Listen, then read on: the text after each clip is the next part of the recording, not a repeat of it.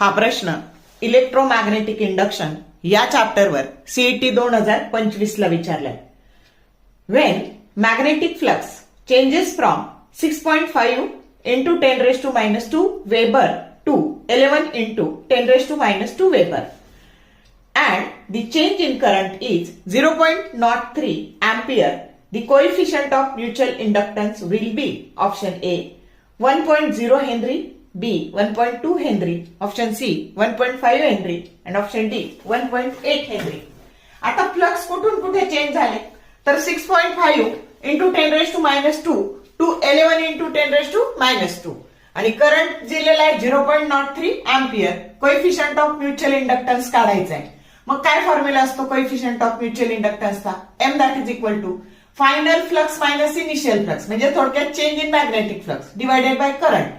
मग फायनल किती आहे? 11 into 10 raise to minus 2. Initial किती आहे? 6.5 into 10 raise to minus 2. 10 raise to minus 2 common काढले आणि 11 मायनस 6.5 हे आले 4.5 डिवायडेड बाय 0.03. आता बघा नेहमी कॅल्क्युलेशन करताना ना ते सहजासहजी कॅन्सल होईल असं तुम्हाला दिलेलं असतं. फक्त थोडंसं शिफ्टिंग तुम्हाला करावं लागतं. मग आपण या 4.5 चे 45 इंटू 10 रेज टू मायनस 3 केले आणि ह्या नॉट 3 चे 3 इंटू 10 रेज टू मायनस 2 केले. मायनस टू कॅन्सल झाले आणि 45 डिवायडेड बाय 3 म्हणजे 15 येतं. 15 into 10 raise to minus 1 that is nothing but 1.5 henry की जो करेक्ट ऑप्शन सी आहे. समजलं कसं सोडवलं? सीईटी 2025 चा प्रॉब्लेम आहे बघा. शॉर्ट व्हिडिओ आवडले लाईक करा, शेअर करा, कमेंट करा. For more useful tips and tricks keep watching wings of physics. Thank you very much.